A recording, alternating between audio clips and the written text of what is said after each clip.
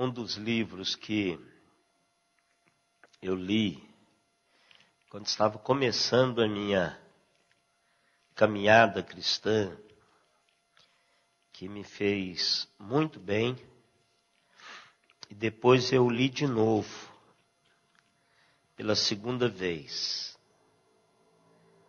e que traçou na minha vida um norte, e me ajudou e tem ajudado até hoje, porque o livro, o título do livro é Que Faria Jesus? O que faria Jesus?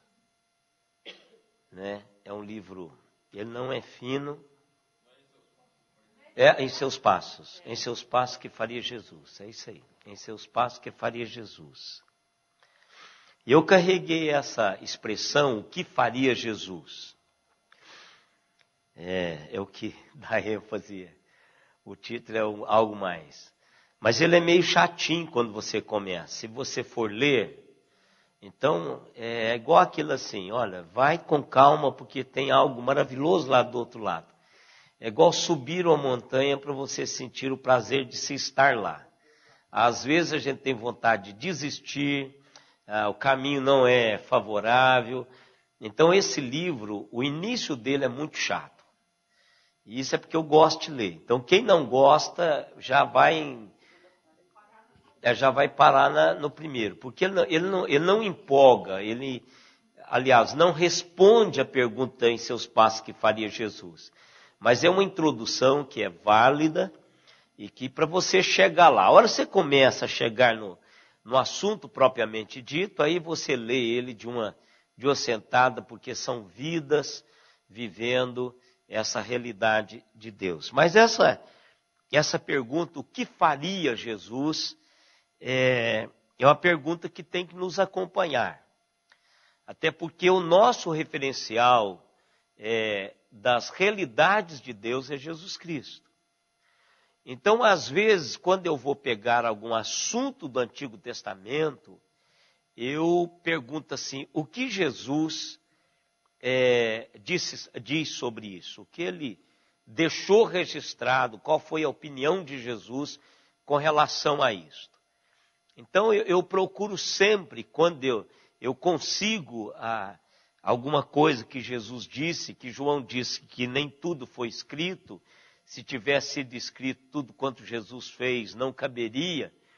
E eu acredito nisso, que nós temos na Bíblia apenas uma porcentagem muito pequena daquilo que Deus achou no seu coração que deveria deixar para a gente ver. O restante foi privilégio daqueles que viveram com Jesus e caminharam com Ele, porque há um espaço muito grande da vida de Jesus, que Ele não deixou de ser Jesus, embora o seu ministério não estava sendo público.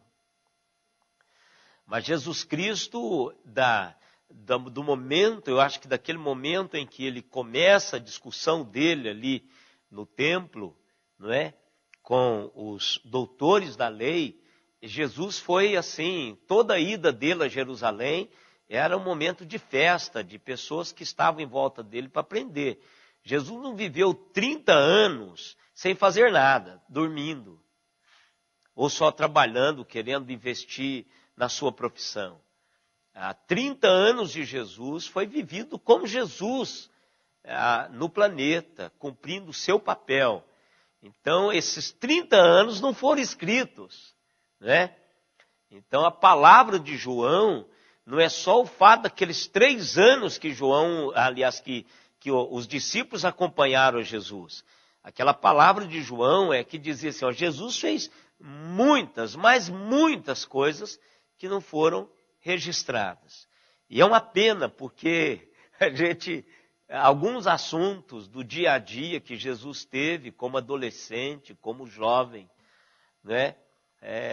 Jesus tinha respostas. E essas respostas não foram escritas. Né? E a gente fica com vontade de saber o que Jesus faria.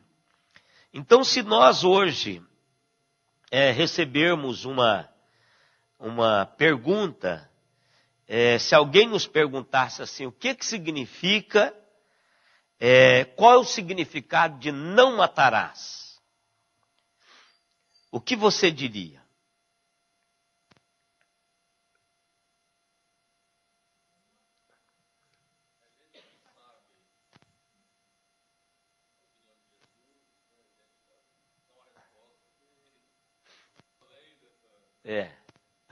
Tem umas coisas.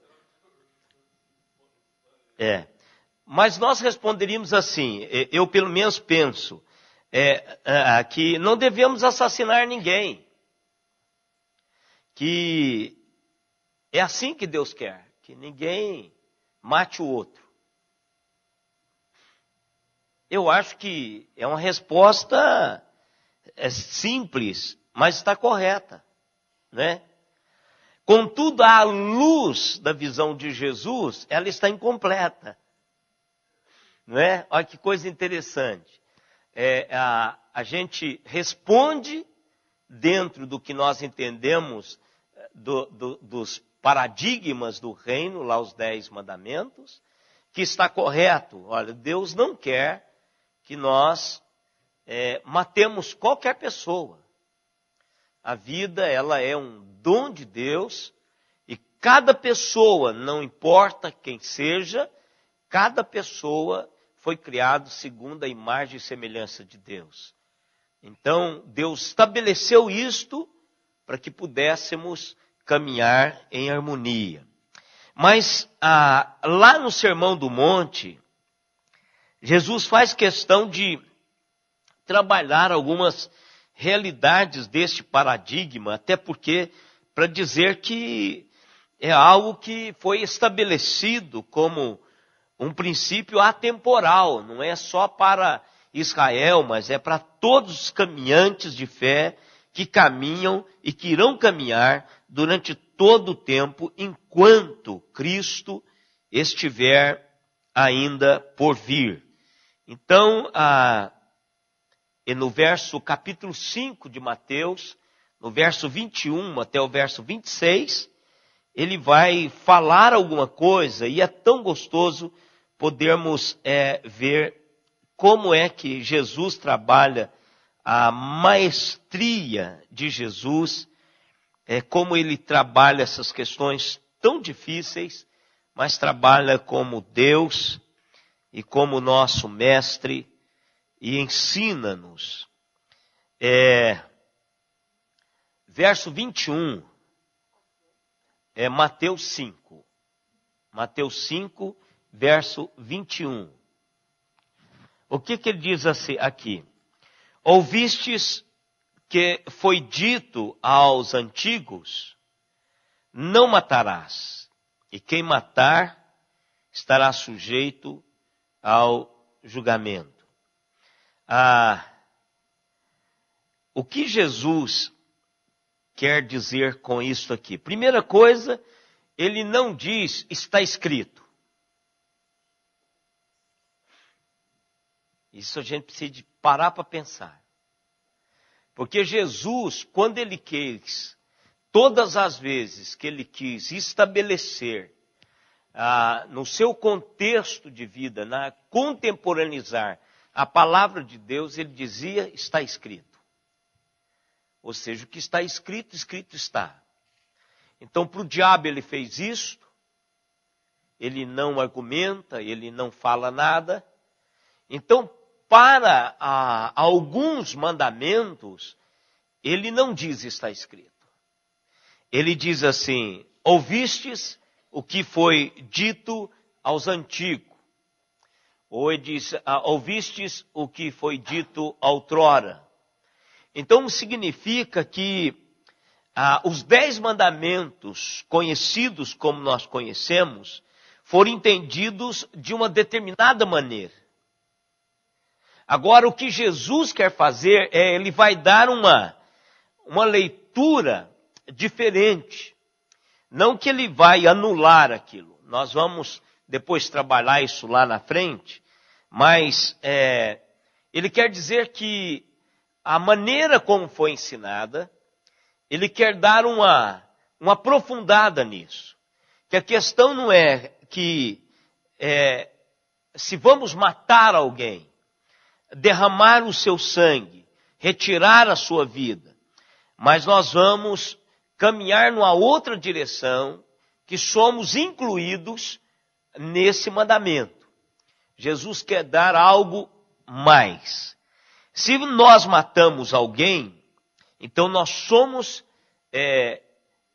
incluídos e condenados a quebrar ou quebramos o sexto mandamento como dado no Sinai.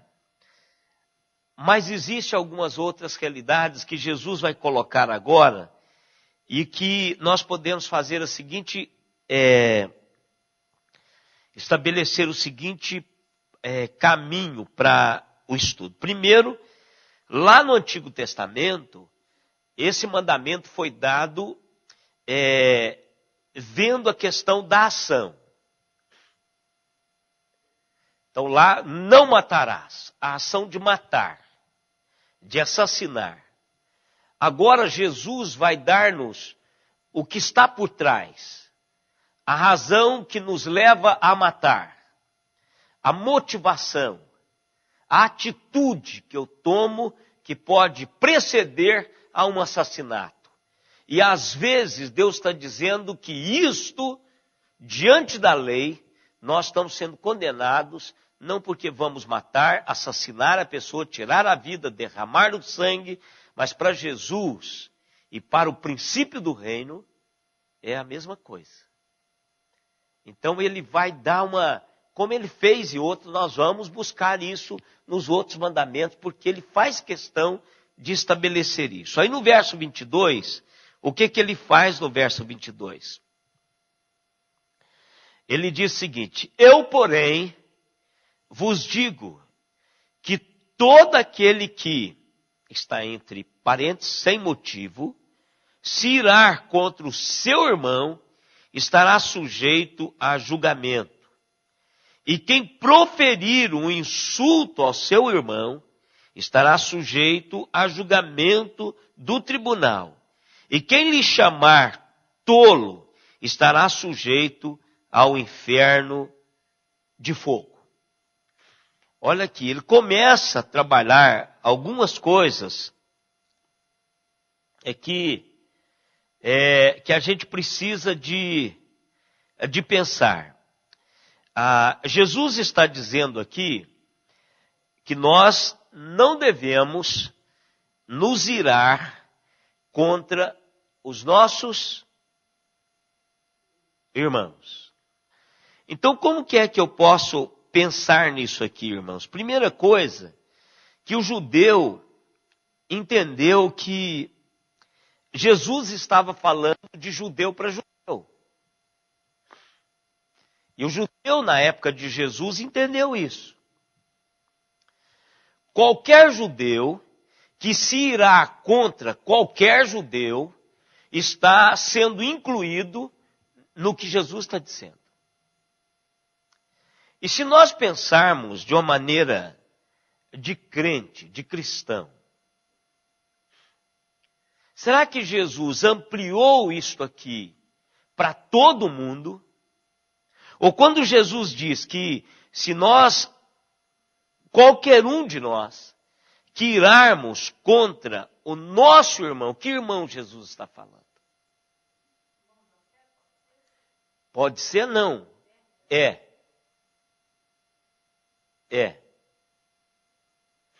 Então, por isso que a implicação, ela é muito, mas muito importante.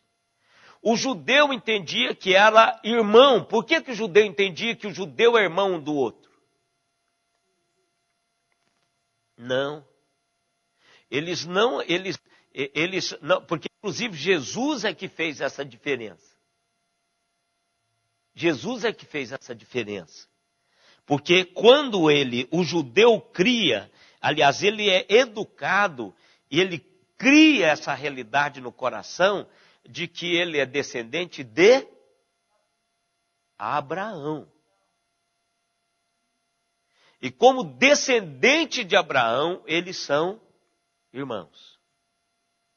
Olha que interessante. Porque lembro daquela argumentação que eles argumentavam, somos todos filhos de Abraão. Ele disse, eles não são. O diabo é que é o vosso pai. Vocês não estão trabalhando com a realidade de Deus na vida. O que parece mais com o que vocês fazem é que vocês são filhos do diabo e não de Abraão. Não é? Então, veja que a cultura do judeu, e é isso que ele entendeu quando Jesus disse, olha, se você irá contra o teu irmão, ele entendeu que é contra outro judeu. Não tem outra leitura que ele pudesse fazer. Até porque ele não tinha relacionamento com os gentios. Judeu, ele era judeu e judeu era sectário, até hoje. Não, até hoje eles são assim. Então, o que eu quero que os irmãos entendam e que a gente precisa trazer isso para a nossa realidade. Jesus está dizendo, eu e vocês. Agora vocês poderão dizer assim, mas pastor, será que tem gente assim na igreja? E como tem? Como tem? Pessoas que se dizem servos de Deus e que de fato não vivem como servos de Deus. Então quando Jesus levanta essa realidade, Jesus está dizendo, olha, quando você se irar, quando você partir para cima do seu irmão, você está sendo condenado pela mesma lei que condenou o que matou. O que Jesus está fazendo comigo e com você é dando-nos o amplo conhecimento qual foi a intenção de Deus ao colocar isso. Porque a questão desses mandamentos, desses princípios absolutos de Deus, não só é a nossa convivência, o nosso relacionamento com o próprio Deus que está sendo estabelecido, mas é a nossa vivência de uns para com os outros, numa dimensão muito além de nós mesmos. Aí você me pergunta, mas é aplicável isso também lá fora? Também. Eu não devo matar, eu não devo virar-me contra uma pessoa que não tem nada a ver com a realidade do reino. Ele não diz que eu posso sair por aí matando incrédulos, ou ímpios, ou ateus. Ele não diz isto. Ele não referenda isso. Que eu posso irar com um ímpio lá fora. Não. O princípio é para mim e para você, enquanto servos de Deus, até porque é um princípio do reino. Se é um princípio do reino, eu sou obrigado a cumprir esse princípio do reino. Até porque eu tenho um agente do reino trabalhando em minha mente, em meu coração, para que isso seja cumprido. Então, o que nós precisamos é entender que eu, quando me iro, eu estou sujeito a exatamente a mesma lei que está sujeito o que comete assassinato. E veja o que ele continua falando. Ele diz, sujeito a julgamento. Então eu estou sujeito ao julgamento tanto de Deus quanto da lei do magistrado estabelecido. Não é? Agora o que ele diz? E quem proferir um insulto a seu irmão estará sujeito a julgamento do tribunal. Nós hoje temos uma lei. Qual que é a lei? Que cobre esse insulto? A lei penal do nosso país. Se você se sentir injuriado, né? A questão de difamação, você pode constituir-se um processo contra a pessoa. Então, a palavra está dizendo que se nós formos insultarmos a qualquer um, proferirmos palavras de insulto a qualquer pessoa, nós teremos problema com o tribunal. E aqui vem um negócio interessante que Jesus coloca. E quem lhe chamar tolo, estará sujeito ao inferno de fogo. Agora, quem vai mandar isso aqui, irmãos, é o Senhor. Agora eu quero trabalhar com os irmãos. Por que é que essa diferença que Jesus faz aqui?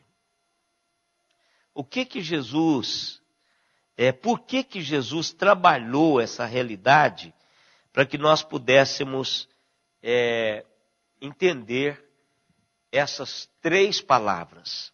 Por exemplo, a primeira palavra é uma palavra que é aramaica, essa palavra. Quando você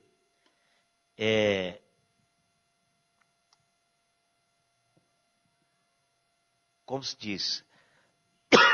Não, ela, quando você reduz a pessoa à insignificância, menospreza a pessoa. É a palavra raca, ela é hebraica. A ira nós sabemos. Nós sabemos o que é ira, até porque a Bíblia ela amplia muito essa questão.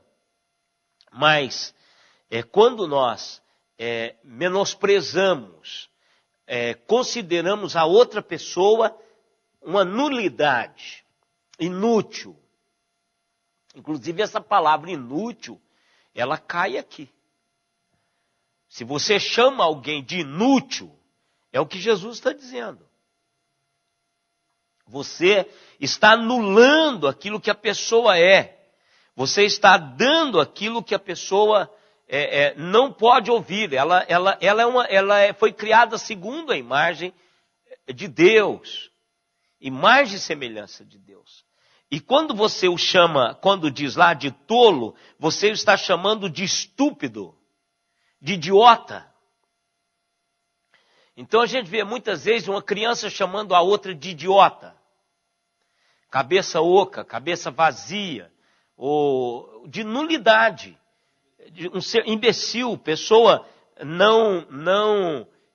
que não consegue pensar, que não é racional. Você está tirando toda a realidade daquilo que ela realmente é.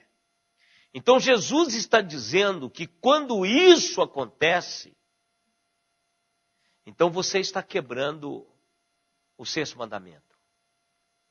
E você será julgado por ele, ou pelo tribunal, ou pelas pessoas que estão à sua volta. Mas somos passíveis de julgamento. Então não é só derramar o sangue. São as minhas intenções. Como é que você faz isso? De nulidade mesmo, de menosprezo, de animosidade contra o irmão. Você insulta, odeia, com pensamentos, com palavras, com olhares, com gestos.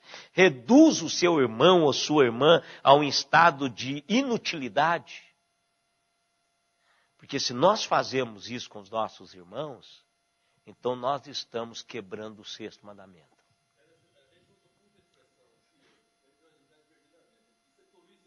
Então, isso está chamando ele de tolo.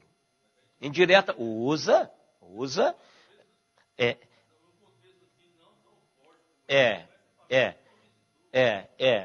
Mas incorre-se exatamente nisso. E aqui que julga a motivação. Se é a tolice assim que o senhor está pensando mas se o senhor está o considerando como tolo, aí já está quebrando o sexto mandamento.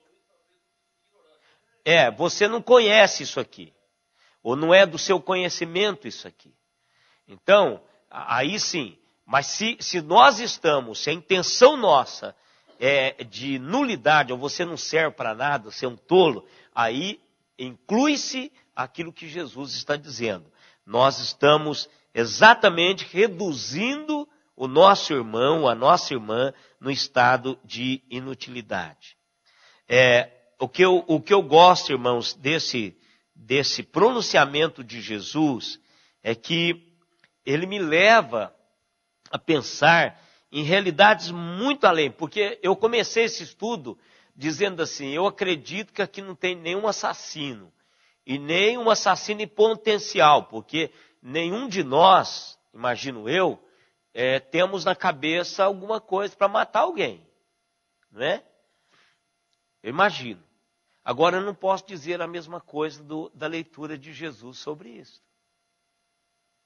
Porque às vezes nós observamos essa animosidade no meio do povo de Deus. Às vezes nós fazemos isso, nós trabalhamos essa realidade no nosso dia a dia. Não precisamos de ir muito longe, não. É só você ver 2 camaradas que andavam com Deus, que casaram na igreja, que serviram o Senhor num divórcio. Acabei de saber ontem que 2 pessoas que num tempos passados foram uma bênção para a igreja do Senhor Jesus Cristo, divorciaram-se litigiosamente. Então, isso é a quebra do 6º mandamento. Porque Jesus começa a trabalhar-nos como é que nós vamos lidar com isso. Né? Não que Jesus está mudando o mandamento, é que Jesus, ele diz lá no verso 17, que ele não veio para quebrar, para anular, ele veio para cumprir. Ele não pense que nós estamos... Jesus está esclarecendo a mim e a você que esse mandamento, ele caminha um pouco mais. Ele vai além de derramar sangue, de tirar a vida do outro. Eu posso, com as minhas palavras, destruir alguma perspectiva das pessoas. E se eu faço isso com alguém do corpo de Cristo, esse negócio já fica nas mãos daquele que é o supremo juiz. E o que é interessante é que o fogo do inferno pode receber pessoas que fazem isso. Veja como Jesus prioriza a harmonia. Ele é o príncipe da paz. Ele é a nossa paz. Então, para ver quanto que Jesus prima por um ambiente gostoso, um ambiente salutar, um ambiente que nos faz crescer em amor. Até porque é o amor que nos vai dar a identidade do reino. Em momento nenhum, irmãos, nós encontramos na Bíblia que os meus dons iriam dar a minha identidade do reino. Você não vê isso em Paulo, até porque nem no período de Jesus, nos evangelhos, esse negócio de dom não era trabalhado. Até porque o agente que traria isso ainda não se tinha manifestado. Mas Jesus diz assim, pelo amor é que vocês serão identificados. Então a minha identidade é como eu trato vocês, é como vocês me tratam. É como nós nos movemos enquanto corpo de Cristo. Essa é a nossa identidade. É isso que nos identifica como servos de Deus, como representantes dessa realidade espiritual no mundo. Jesus Cristo, o que Ele está fazendo comigo e com você, e com todos que leem esse texto, Ele está aprofundando o impacto e o significado desse mandamento na minha e na sua vida. Porque quando a gente lê esse mandamento, a gente dá aquela descansada. Você não está falando para mim. Aliás, isso é um negócio, irmãos, que a gente precisa consertar essa leitura nossa na cabeça. Quando a pessoa começa a pregar, você já se exclui. Você disse, isso não é para mim. Mas o ensino de Deus, para mim e para você, não é só para mim. Nós estamos numa caminhada E essa caminhada, o aprendizado com Deus, não significa que é só para mim. Essa caminhada com Deus, eu estou aprendendo algo para que lá na frente, o que não foi para mim, eu aprendi, mas foi para outro. Então eu aprendi algo para ser usado lá na frente. Eu brinquei com o pessoal depois da palestra do Fernandão. Eu brinquei e disse assim, puxa vida, essa palestra hoje eu desço aqui com um prazer muito grande. Porque eu não tenho nenhum bebê lá em casa chorando que eu preciso de me enquadrar nesse negócio aí. As minhas 2 filhas já estão por conta delas. Não é?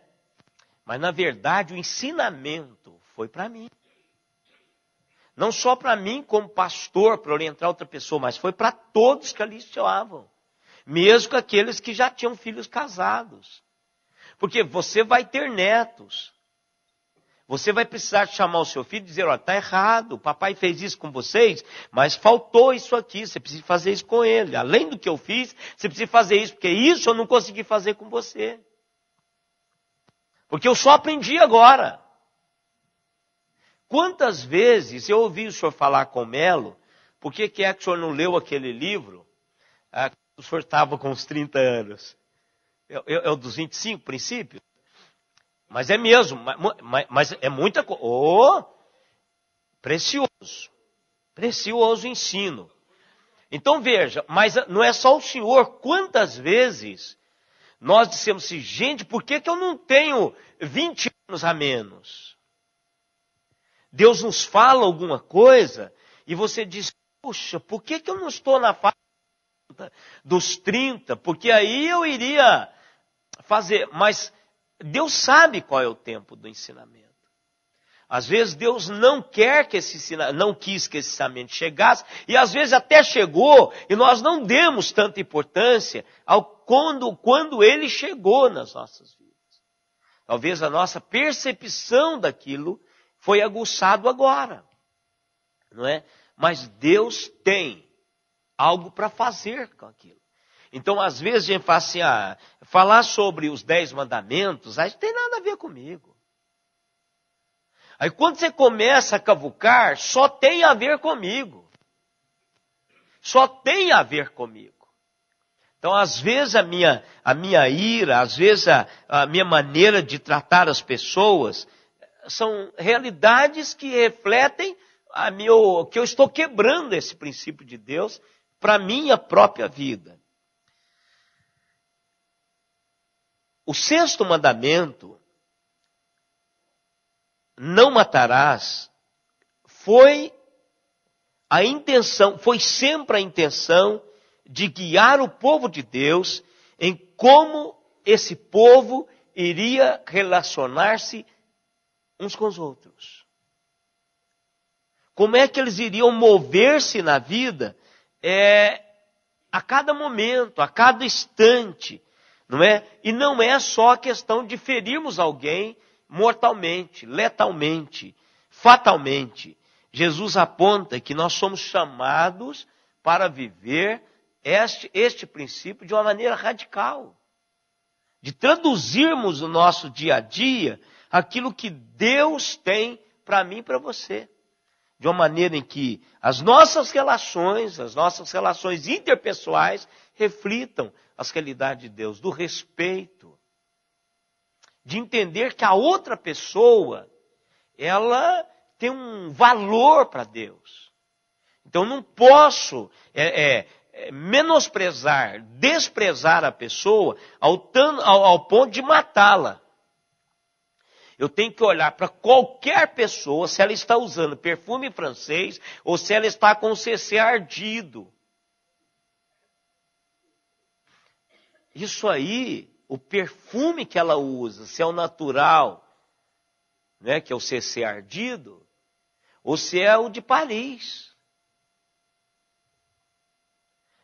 Ela é uma pessoa.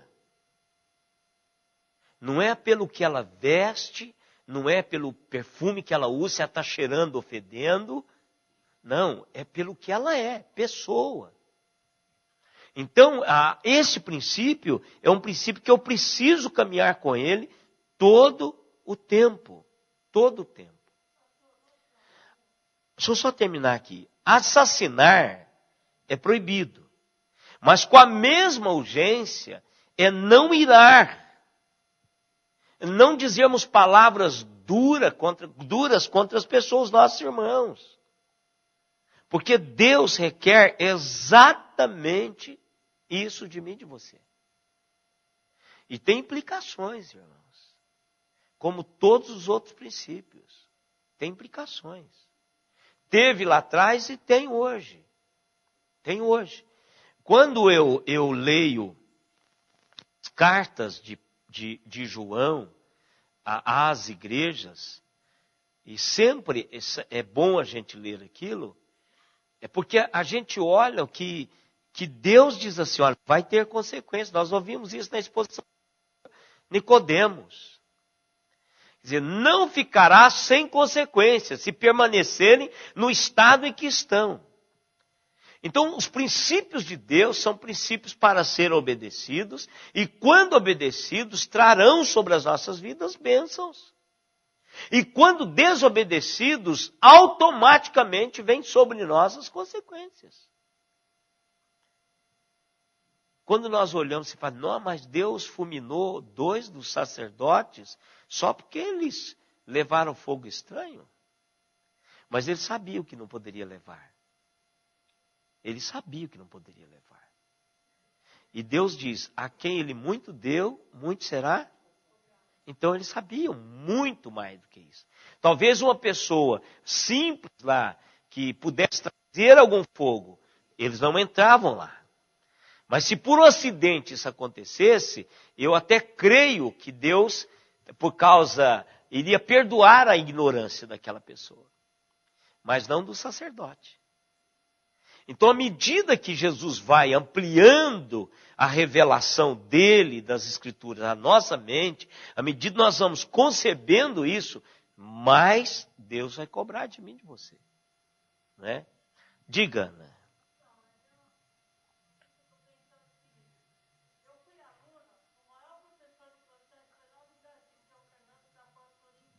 É um dos, né?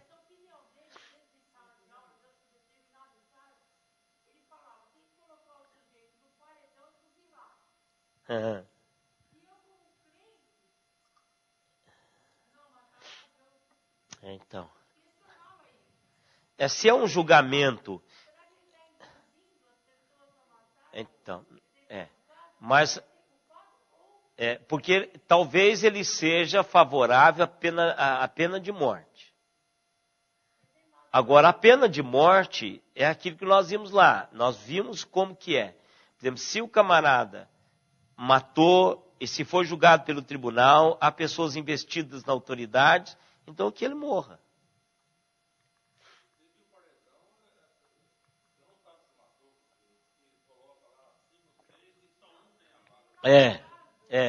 Então, a questão, a gente precisa de definir isso na mente. A questão minha e sua é uma questão da ética do reino. Eu acredito que ninguém aqui tem intenção de matar qualquer um. Agora, que a gente tem quebrado o 6º mandamento nos nossos relacionamentos, isso aí, se vocês quiserem, eu dou nome, endereço, CPF, RG, grupo sanguíneo. Porque a gente tem nos nossos dia a dia essa falta de consideração para o outro, ou pelo outro. Isso aí a gente tem visto no meio evangélico, um fulminando o outro. E quando nós vamos para os bastidores, aí que o negócio pega. A gente vê liderança fazendo isso. E estão quebrando um princípio que Jesus colocou. Então, está matando. Então, a pergunta é o seguinte: o que está em jogo aqui? Por que é que Jesus deu o trabalho de trazer-nos esses pontos?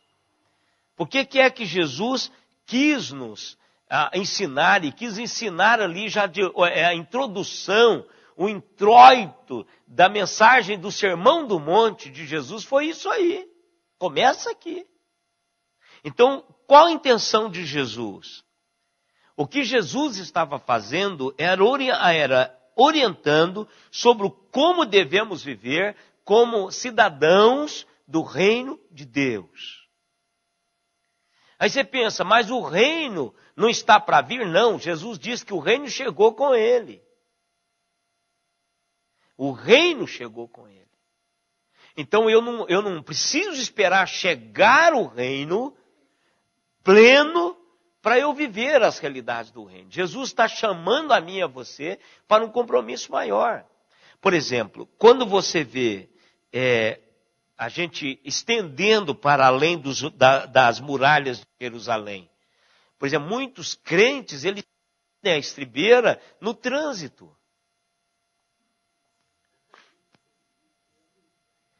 Então, eu preciso de levar esse comportamento para além das muralhas de Jerusalém. Quer dizer, o mundo lá fora precisa ver o refletir desses princípios do reino na minha vida. Como é que eles vão ver? A maneira como eu me porto, diferentemente da maioria lá fora. Essa é a ética do reino. Então, o que Jesus quis dar é exatamente levar um pouquinho a mais para que nós pudéssemos, enquanto cidadãos do reino, mostrarmos que somos filhos do rei. Mostrarmos que a realidade da nossa vida vai muito além das realidades que as pessoas simplesmente pedem. Olha, não matarás. Não.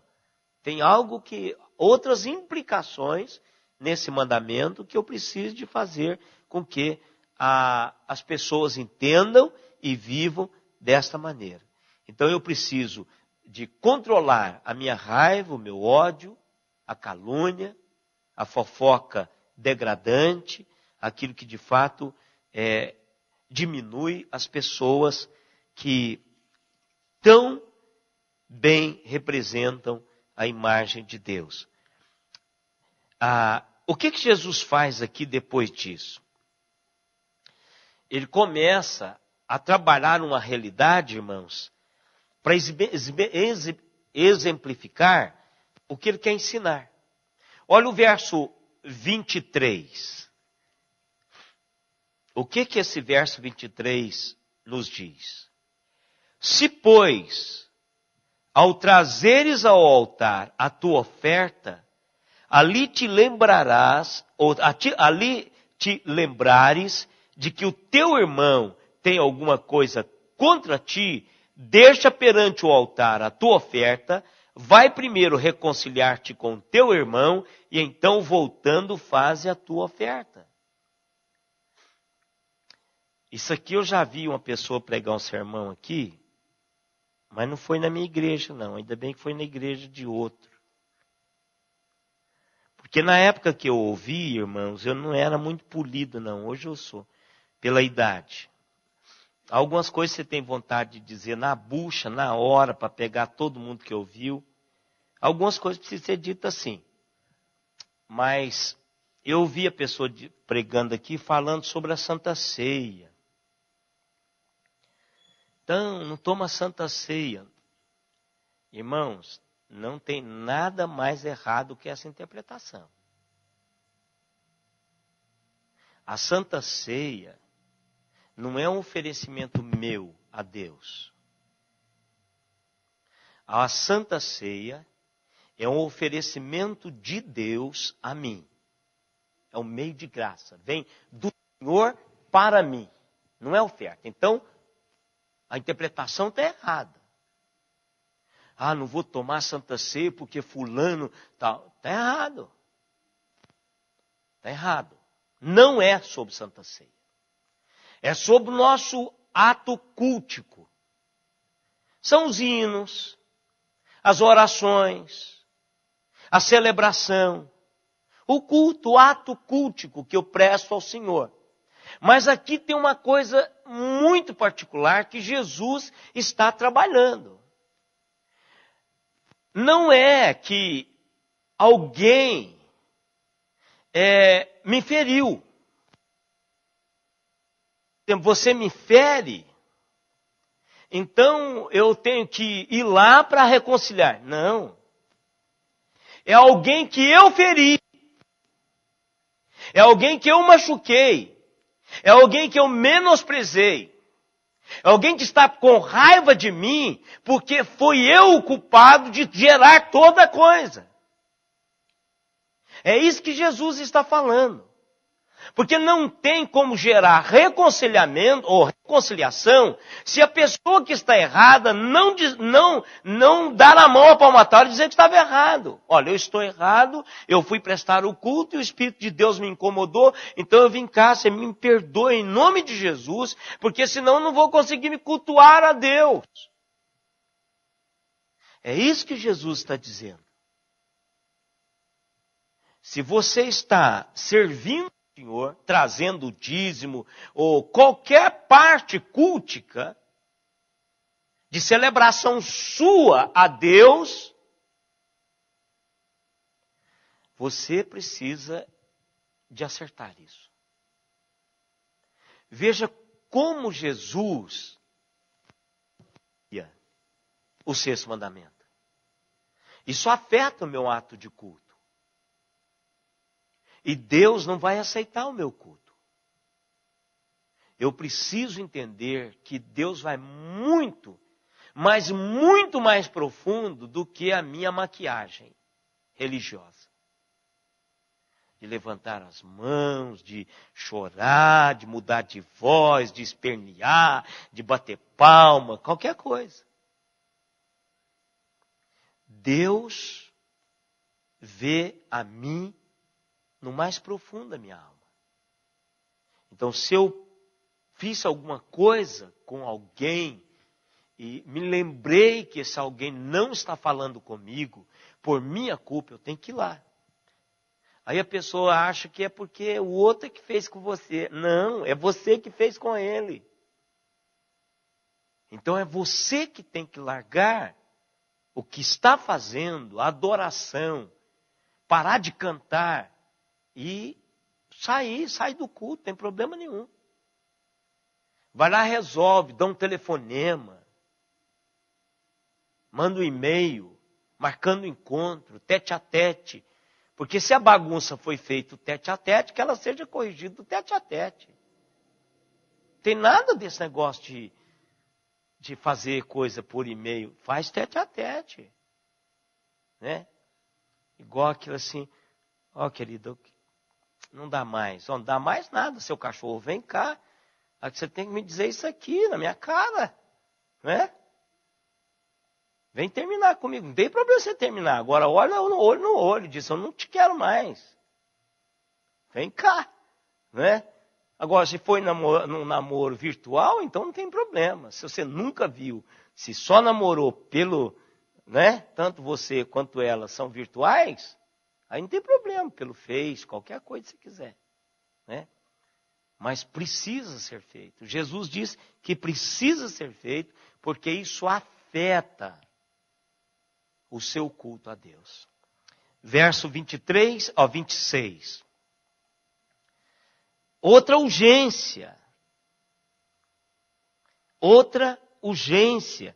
que Jesus Cristo coloca aqui. Ele diz assim: entra em acordo sem demora com teu adversário enquanto estás com ele a caminho, para que o adversário não te entregue ao juiz, o juiz ao oficial de justiça e sejas recolhido à prisão. O que está dando aqui? Urgência.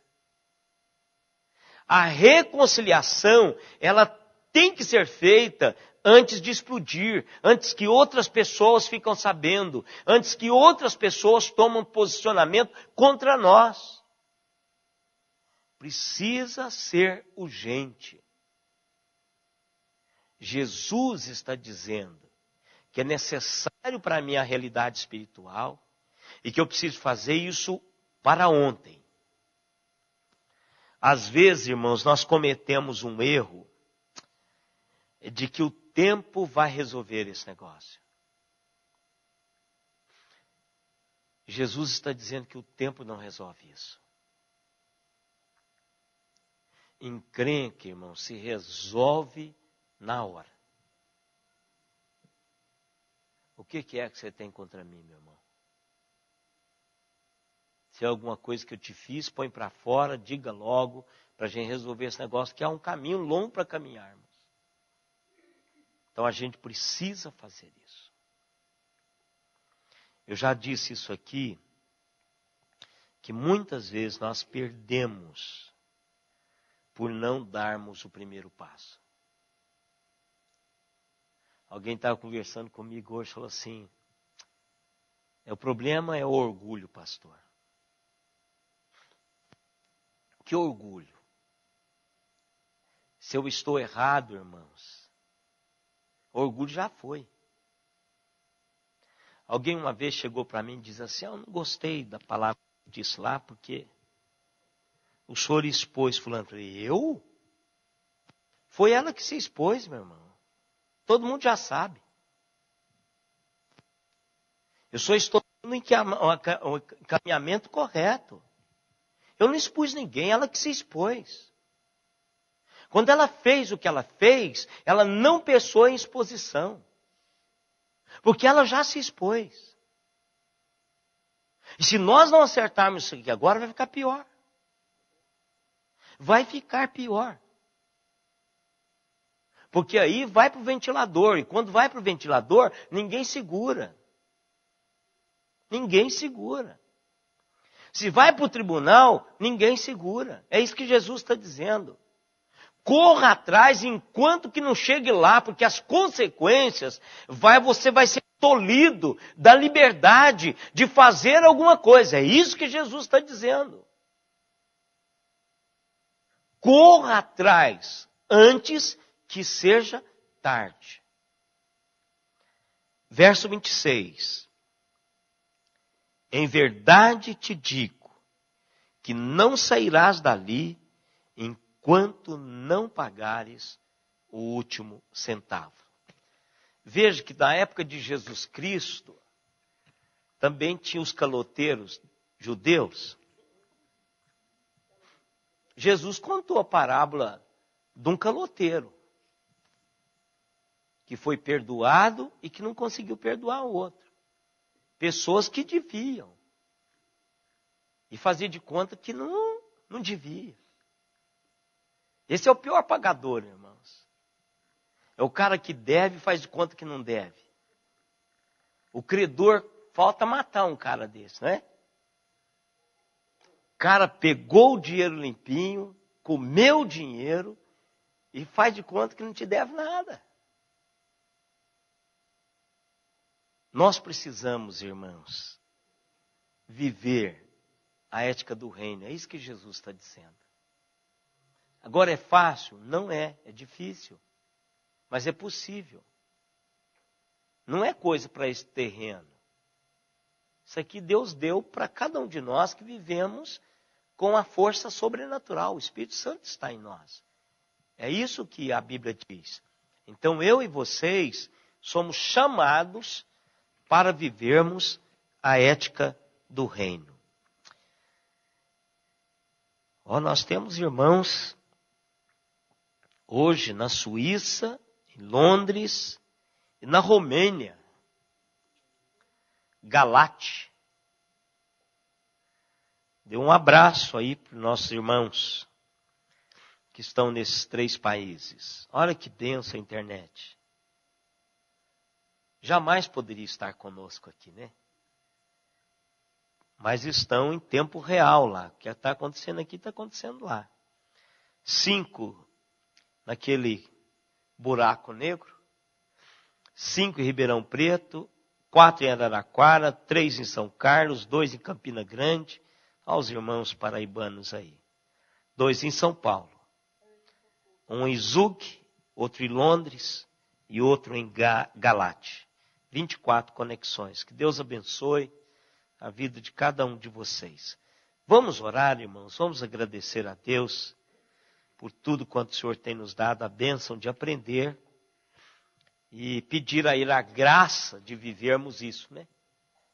Porque o segredo da vida de Deus é colocá-la em prática.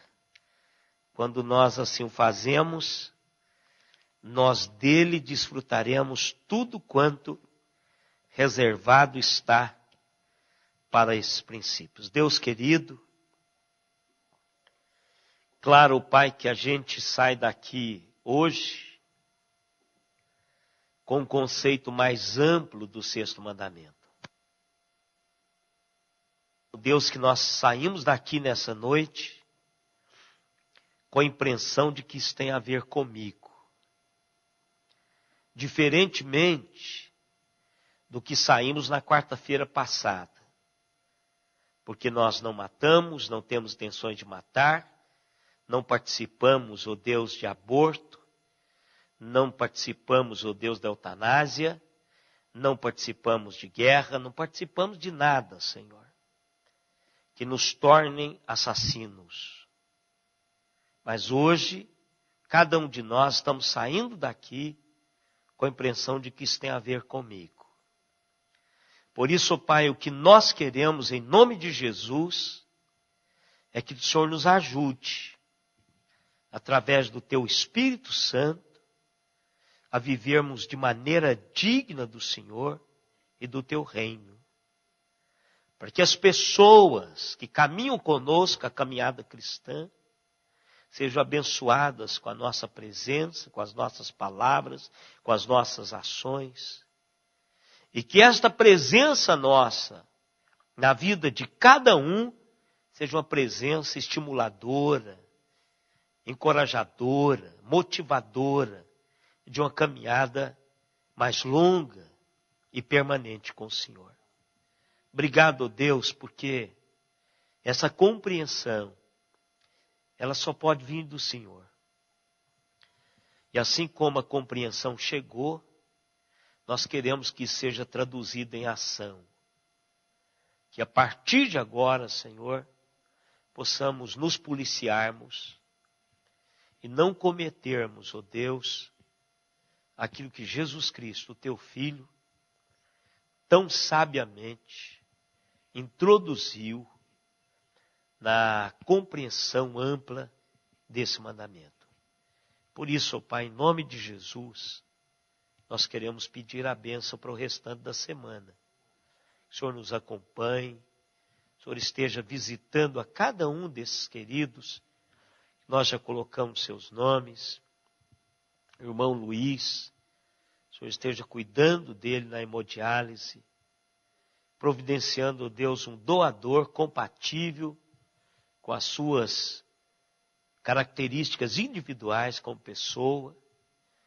O Senhor que fez todos os seres humanos, os teceu como Criador no ventre materno. O Senhor sabe onde está esse rim, para ajudar o Teu servo a caminhar um pouco mais com o Senhor, abençoando a esposa, filhos. Por isso, Pai, nós oramos pelo irmão Luiz. Pedimos a bênção do Senhor e o cuidado do Senhor sobre a vida dele. Obrigado, Pai, por estarmos juntos aqui mais uma vez. Obrigado pela compreensão que o Teu Espírito Santo nos dá, que é um privilégio para cada um de nós podermos ir um pouco além daquilo que o Senhor tem nos ensinado diariamente. E agora, irmãos, que a graça do Senhor Jesus Cristo, o amor de Deus, o nosso eterno Pai, a comunhão, as consolações e o poder do Espírito Santo estejam em nós e sobre nós, quando com Ele nós nos encontraremos. Amém, Senhor.